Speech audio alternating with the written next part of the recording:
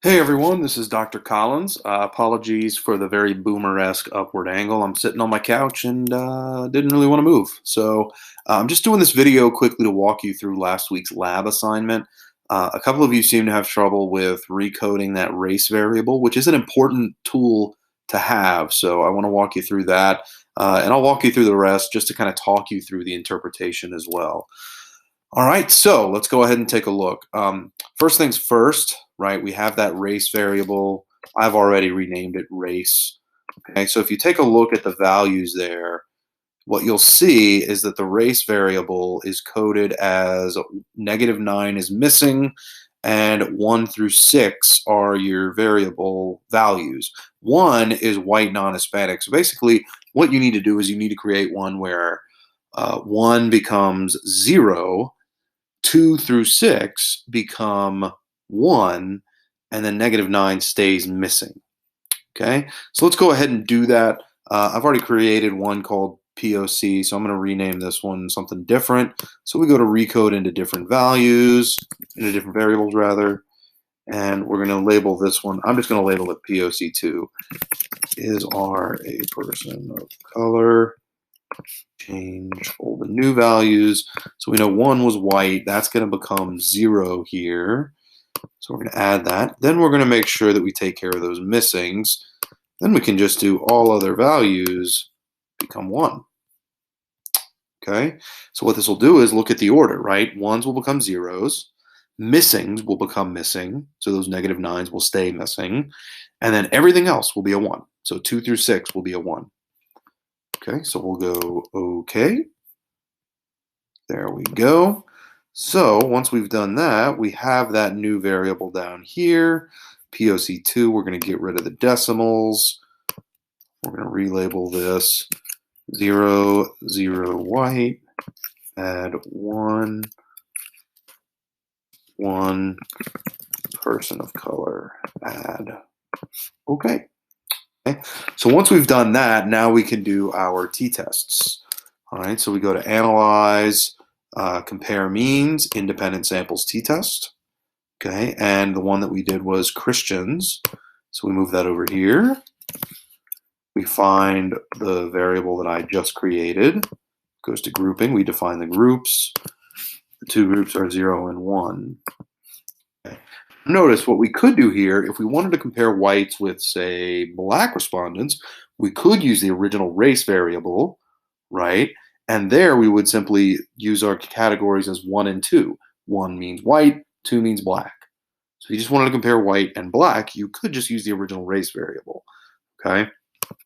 So we're going to click OK. I will make this a little bit bigger so you can see it. Okay. So what do we have here? Well, you can kind of see here what we have. All right, there's our two means. Okay, you can see how far apart they are. There's our two ends.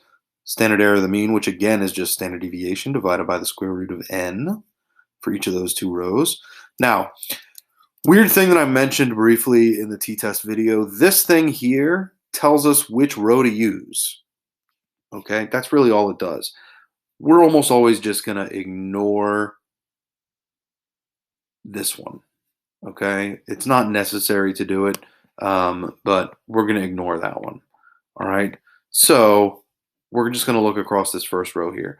This gives us our t value, which is really important, right? T value is 0.799.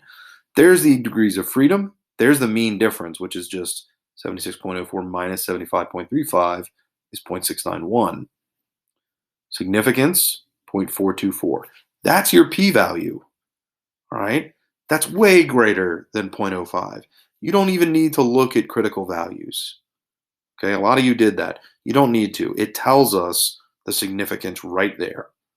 So you could simply say p is greater than 0.05. We can't reject the null, okay? And because we can't reject the null, the difference that's observed here, this tiny difference of 0.69, could just be due to chance. Could just be a quirk of our sample, okay? Meaning that it's entirely possible that the true population difference is 0, okay? Most of you did pretty well on the paired sample t-test, but let's go ahead and do that anyway, just to take a look at it. Oops, sorry. Everything's a little slow when you use the Horizon VMware. All right, so we have our feeling thermometers for Clinton, which I showed you before. Let's say you wanted to do Stein. Okay, well, you move the post one to variable one. I labeled it FT Stein 2. Variable 1 is FT Stein. Then you click OK. All right, so there's the mean of each one. That's the post, that's the pre. Okay. Then you go down here and notice it gives you the mean difference, which is 1.11, 1.112, 118 rather. There's the standard error of the mean, standard deviation. There's the t-value. Okay, which right off the bat you should know with this large of an n, that kind of t-value is definitely going to be significant. But if you weren't sure, you could look at your p-value here and notice that it is significant. Okay, that's less than 0.05.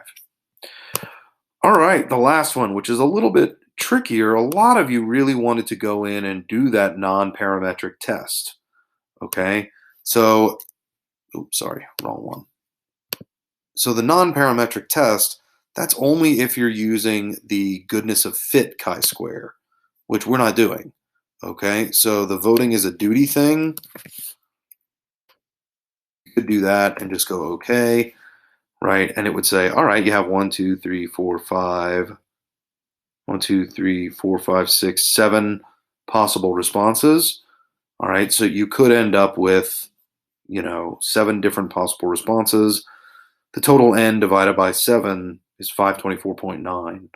All right, and all that tells you is that that distribution is unlikely to be due to chance. That observed distribution is unlikely to be due to chance.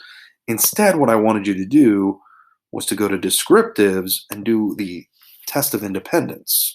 All right, so we have that voting as a duty one. And remember, that's going to go in rows. Okay, and then we have our POC variable.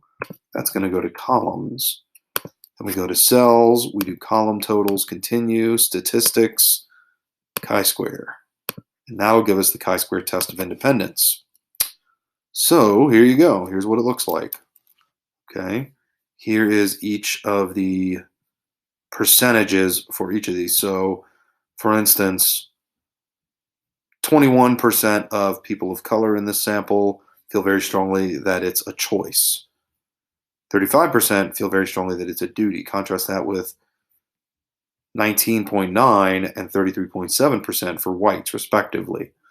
Okay? Going down here, we have our chi-square value, which is 10.12, with 6 degrees of freedom. Why is it 6 degrees of freedom? Well, we remember we have 7 rows minus 1. All right, so that's 6 times 2 minus 1, which is 1, so 6. All right, now if you go and looked at the critical values chi-square table in the back of your textbook, you'd see you need a little over 12 to have a significant chi-squared at 0.05. All right, so, but in fact, again, we don't need to do that with SPSS.